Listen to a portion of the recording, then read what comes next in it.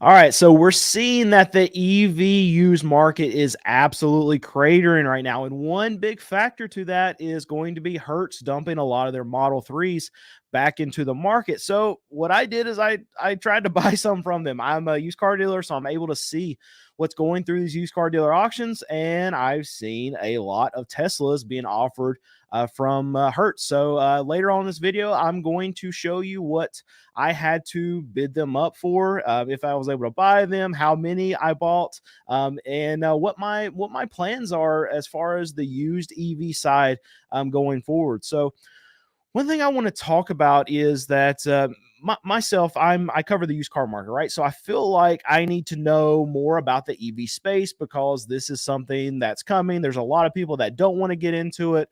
There's a lot of people that are wanting to really get into and just jump headfirst into owning an EV. That's not all of us, but I feel like I need to understand the market, and for me to understand the market, I need to understand the technology. So because I have been looking at what a lot of these EV prices have been doing, it made me more open to, okay, let's take a risk, buy a sidecar as a EV and be able to do it, because I've seen all these prices just absolutely tank on the used cars, the used EV space.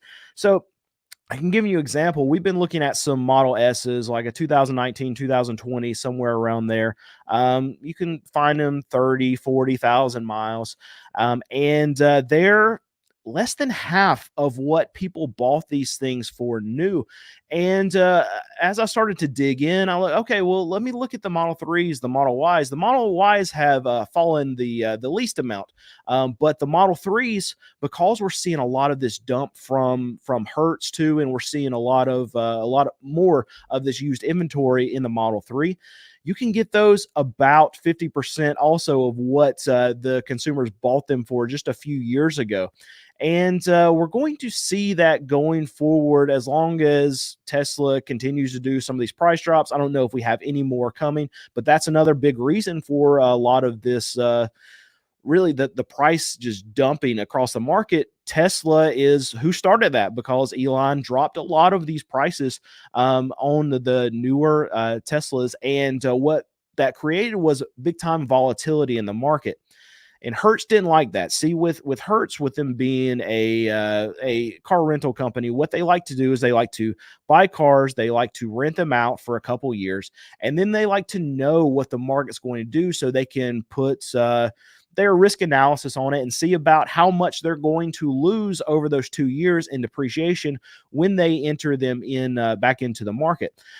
But Elon had different ideas for the values for his loyal customers who jumped into these EVs, these Teslas, to be able to buy them brand new from Tesla. And then he said, you know what? Since you bought these new Teslas from me, 2 years later, what I'm going to do is create one of the biggest negative equity bubbles in the EV space, and that's called a Model 3. So a lot of these consumers, they paid 40, 45, $50,000 for a lot of these Model 3s. And then 2 years, 3 years down the road, because of all these price cuts, because the volatility is so high, and then Hertz comes in and dumps a lot of these things, you can now get them for half off of what a lot of these consumers paid for these. Now, if you look at these Tesla buyers, these new Tesla buyers, you'll find that, okay, if they didn't put a ton of money down on these things, then we joke about Chargers, Challengers, people paying market adjustment stuff and the negative equity bubble that it's created over the last couple of years. Well, it's even worse for a lot of these Tesla owners because of how far down these values of a lot of these EVs have fallen. And we'll get more into Tesla in just a little bit, but I want to bring up other automakers that are facing this same kind of it's not really the automaker's problem at this point, right? I mean, they're having a harder time selling these EVs, but it's more on the consumer at this point. You think of a Ford Lightning owner that 2 years ago, they bought a brand new F-150 Lightning and paid 80, 90, $100,000 for this truck. Now you can go and see that on the wholesale market, if you want to sell it they're only being offered $35,000 for these vehicles, and people are trying to still get rid of them because they don't want to keep them. They're not they're definitely not selling right now. They're not selling on the used market, and that's driving prices down on the wholesale market. So people that want to get out of these F-150 Lightnings, they're not able to do it unless they want to lose about 50, 60, maybe even in some cases, if they paid market adjustments, $70,000 on they're not investments, on buying these vehicles. And it's absolutely insane what we're seeing in the market in the EV space. Mach-E's are in that same vein. So me getting interested in dipping my toes into the EV market, buying something used, so I can understand and be willing to risk, let's say, $25,000-$30,000 on this sidecar that I'm going to buy in this Model S. I was able to open my eyes when I was seeing all of these prices drop. And I've been looking at dealers too, that if I see a dealer that's got a Model 3, a Model Y, a Model S, that they're uh, pricing it competitive according to the market. When I say that is, say a Model 3 that's got 30,000 miles, a couple years old, it should be around like $25,000. So if I'm seeing a dealership that's selling it for $24,000, $25,000, $26,000, somewhere that's competitive with the market price, they're selling it instantly. So this got my brain ticking a little bit. Ticking, is that the right phrase for that? Anyway, it got me thinking that, okay, this is a market, and a market that if you're priced fairly, then you can actually move some vehicles. So I'm always looking for new little endeavors to get into. So let's look at some Teslas. So I actually pulled up where I saw some Teslas being sold. Obviously, a Hertz is dumping a lot of them. So there's a bigger auction that I go to that's not too far away from here. And they're running like 12, 13 of them all in just one shot, trying to get rid of them. And I want to pull up some of the prices that I was able to bid them off at. And I'll see here. Okay, the first one's a 2023. It's a Model 3. It was, I think all of these were just the standard range ones. And it had 37,000 miles. And I bid at it. I bid up to 22,000, I'm sorry, I'm getting numbers messed up here. $22,000 is what I bid it at. And I was a high bidder. I was really the only one that wanted to even look at it. There's a lot of used car dealers that don't want to get involved in this. The ones that are, they're making good money. They're turning cars. So I want to be one of them that's looking into this, because if there's not a lot of car dealers that are wanting to get into this kind of car, then there's going to be money to be made, especially when you have really the demand for used EVs are going up as the price goes down. And I've talked about this a little bit, is that really the worst that Tesla does on the new front, as they miss deliveries, as they keep having to cut prices, as they keep having to lay off workers because they're missing deliveries, right? Then it's going to create this price crunch on the use side. So as the prices go down, there are going to be more people like me that are on the fence about this technology. There's going to be more people that don't want this for just their everyday driver car. They want to just experiment with it. People are not going to experiment with a $50,000 brand new car, $40,000 brand new car, but they're willing to risk, let's say, $20,000 to have a third car that they can have as an EV. And if you get more people that are like that are willing to try the technology for half the price, then you're going to end up creating more long-term Tesla customers. So that's why I say that the worse Tesla does in the short term on their new side, the better that they're actually going to do in the long term, because they're going to create more customers. Because a big issue right now with EVs and really just cars in general is price point. So the more that these prices fall, the more that Hertz will dump their inventory, the more that people can get an EV just as a throwaway car for $15,000, $20,000, whatever the price ends up landing at. And they find out that Tesla is a good car. Now that's up to debate at this point. No, we have a lot of build quality concerns, and we want to see how these 2021, 2022s, 2023s really hold up over the years. That's going to be on Tesla's build. So if you get these customers in these cars and they like them, and they find out that they can drive them for a long time without the battery just imploding on itself, then you'll make longer customers for the EV market. But it can also have the inverse effect that if these cars start having major problems over the next few years, if the customers just they get into them and they don't like them, then you can even have even a bigger problem for Tesla going forward. But that's something that I want to experience myself. So that's why I'm looking at buying cars like this. But that 2023 Tesla that I bid off at $22,000, they didn't sell it to me. So it's not even, usually they'll put a car on an if bid, a phone call if we're close. And what that means is that I didn't bid high enough to meet the seller's reserve.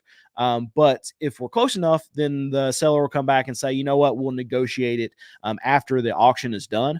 They didn't even do that on this one. So $22,000, and I wasn't close because they just flat out no sold it to me. So that was the first one. The second one that we have that I bid on, and this one is a little bit more interesting because it was a 2022, and it had 100,000 miles on it, and I was the high bidder at $15,000. So I normally probably wouldn't go that route with a Tesla, especially a new car that I'm not really familiar with. It had some of the tail lights were popped out of it. So I even researched, okay, what does it take to get new tail lights and put them in? And it turns out it's pretty easy, and they're not really that expensive.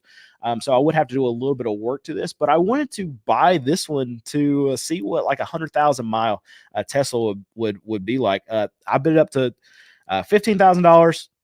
Guess what? They no sold that one too. So it wasn't even close. I don't know what they expect to get out of this. This is Hertz, remember? So they're dumping these cars. They're trying to get them out of their inventory. But even when they get an offer for $15,000 on something like this, they're denying it. And the last one was a 2023 Tesla Model 3, had 42,000 miles on it, and I went up to $21,000 on it. And guess what? Also a no sell. So Hertz, they're trying to get all these cars out of their inventory, but they have to be so far upside down on these cars right now, even after they've rented them out for a couple years, that they can't let them go for the amounts that I try to bid them off at. But the problem is they're not going to get any more money than that. There's not going to be some magical bidder that's going to come along and pay more than that $23,000 and $15,000 for those vehicles. And they're running again this week, and they're probably not going to sell again this week. There's a saying in the auction world, and it's true with your ICE vehicles. It's going to be true with your EV cars that are going through these auctions, and it's first money, best money. So the first time that car runs through the auction, it's probably going to be the most money that car brings. And there wasn't a lot of appetite for these EVs in the first place. So there's not going to be a lot of bidders that just come along and buy them. And I've seen the market, and those vehicles that I was bidding on, the price point that you can sell them for right now, $26,000. The one that has higher mileage, not quite sure yet. I haven't tested the market on that. I'm not wanting to go look at dealerships for that kind of model. But that's what we're finding, is that $25,000, $26,000 range. That's what you can sell them out, and that's what you're going to be able to move them for. So Hertz, if they're not willing to let them go where a dealer can make $3,000 on the car, they're definitely not going to sell them. And we can go to the chat for a couple questions if we've got some. We've got quite a few people in this live stream. Thanks for being here. Make sure you subscribe to this channel if you haven't already. But my wife is in here too. You got any questions for me, baby? I do have a couple, but I wanted to say something about the whole Tesla thing, just because, it can be kind of a bit polarizing. If we can get a cheap Tesla that's used and really test out some of the things that we hear, we don't have to hear from people who are just the big Tesla fans necessarily, or people who just have heard a lot of bad things about it. I love having the opportunity to be able to test that out in real life. I think it's the coolest thing. And as used car dealers, it makes sense to just research the market. So I want to find one that's got like 150, 175,000 miles and buy it and see what the battery's like. A lot of this stuff is not known, and I'm in a particular position where, okay, I'm covering the car market, but I'm also still a used car dealer, and eventually we're going to have to buy EVs to sell. I mean, that's the way a lot of the market is going. Not all of the market. Obviously, there's people out there that are anti-EV. They're never going to buy EV. Doesn't matter what happens in the market. But there's also a segment of the market that is going to buy EVs, and they're going to adopt this new technology. And I can tell you, I want to sell to both of the people. I want to make money from both the segments. So I want to know what I don't know at this point, and the way for me to do it is to buy some high mileage EVs and figure it out. So that's what we're risking here. All right. And that is not a recommendation for other people to go out and make those risks. That's something we can do and document it, and you can see how it goes. Yeah. All right. Because we also get to make money off the YouTube videos. So there you go. Fine. Fine with me. All right. Charles asked, what happens when people refuse to finance cars and motorcycles or straight up cannot afford it? How will these dealers and automakers deal with all of this inventory? Will they export it? So we're already seeing a lot of that now, where I'm talking to a lot of my dealer buddies, even some franchise managers that I've talked to. And as lending's getting tighter, people are it's getting harder for people to get loans on vehicles, especially on new cars or more expensive cars. People don't have the cash to be able to buy that stuff. So what ends up happening is what's happening right now, and fewer people are able to buy cars. So we're seeing inventory stack up on lots, days of supply of inventory for these OEMs is going up, and that's going to continue to stay that way for a while. And what's going to have to happen is what we're already seeing now: production cuts, people losing their jobs. So we're seeing that out of Stellantis. We've seen that out of Ford. Tie this back to the EV stuff we're talking about. Ford stopped shipments of F-150 Lightnings earlier this year. And what happens when they do that is that production has to stop. When that happens, people lose their jobs. That's what we're seeing right now, and it's a domino effect. People all over the economy, we're starting to see more layoffs happen.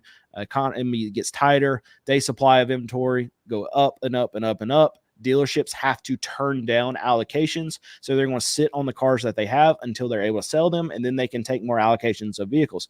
But what happens in that situation also is that they have floor plan costs. They have interest that they have to pay on the inventory that's sitting on their lot for longer. So what was a big time profit center, which was these dealerships, them selling cars over the last 3 years, now it's getting back to what it was, and these dealerships have to try to start playing the volume game again, and that means that they have to lower their prices. If you saw my video from our main channel that came out yesterday, we saw a Dodge dealership, that a Dodge Ram dealership that had they had probably 2022 Ram 1500s sitting on their lot that were still brand new. All of them had about 100 miles on them, and they were heavily discounting them. Some of them were off, I think, like $18,000. So they have to do deep discounts to try to get rid of them cars. I talked to the salesperson there, and he was like, okay, these things are just eating our floor plan. We are just trying to do whatever we can to get rid of them. That's why they're discounted $17,000. They are actually losing money on those Rams, but they're doing the right thing where, okay, let's discount them as much as we can to just get rid of them, because if we don't, we're just going to have to keep paying that floor plan cost each and every month. Now, in that situation, they probably already paid their flooring off, but not every dealership is able to do that. And the ones that aren't, and they're leveraged up their eyeballs. What's the saying? When the tide goes out, you're able to see who's swimming naked.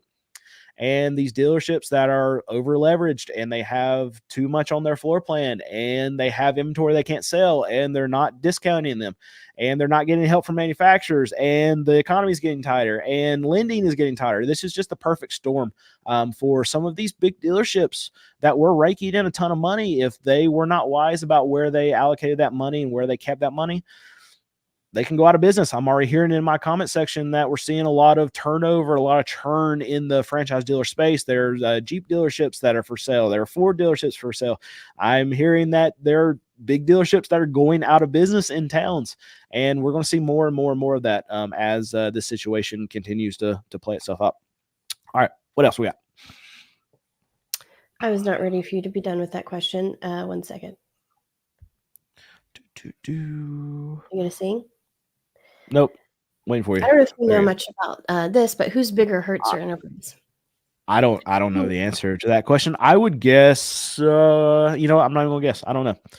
All right, let's pull up this one. Let's see. Question, Brandon, how do you think this whole thing ends? Thank you very much. So I think what happens is that we have this slow churn downwards in price, because you have to have dealers that do suffer. They go out of business. They spend too much money on their floor plan, and they have to slowly lower their price. They're not going to just overnight drop their prices 40%. That's not the way markets work. You have to do some price testing at a lower level, see if that works. If it doesn't work, you got to price lower, and all that takes time. And that's what we're experiencing right now. I don't foresee a crash of car prices happen in this market for the foreseeable future, just because we have we still don't have enough inventory on the used car side. And I'm talking about used car. This is the market that I'm in right now. I'm in the used car side, so we don't have enough trade-ins coming from these new car dealers, so the used car prices will not crash. We're already seeing major drops from a lot of these new car dealers. Now, you can define crash however you want to. If it's a 20% downturn, if it's a 30% downturn, whatever, you can make the argument that new car prices are crashing at this time period. But if you look at prices where they are right now, even with them dropping 20-ish% on the new car level versus where they were in 2019, we're still nowhere close. So if you use those comparisons, then no, the market will not crash, and we're just going to see some prices go down, but we're probably never going to see those 2019 levels. So it's all relative, right? So if you want to compare the prices to where they were a year ago, yes, the car market has already crashed. We've already seen used car prices, even with the limited availability that we have of used cars. We've seen those prices crash compared to last year. But if you're the one in the chat saying, well, I'm not seeing prices go down yet, and you're thinking of, okay, I need the prices to come down to where they were in 2019 or where they were before, then it's not going to happen. And everything is relative. And if you want to call out a price crash, then you have to set time frames. And when I'm talking about time frames, it's typically over a very long time. So the prices that we've seen before all this craziness happened in the last few years, we're not going to see that again. And there's just typical inflation that happens over the course of the years. Even if we didn't have this crazy thing that happened to us over the last 3-4 years, you would still see higher prices now than what we saw back in 2019. But that's our time for today. Thank you for watching this video. Please subscribe to this channel if you haven't, and like this video. And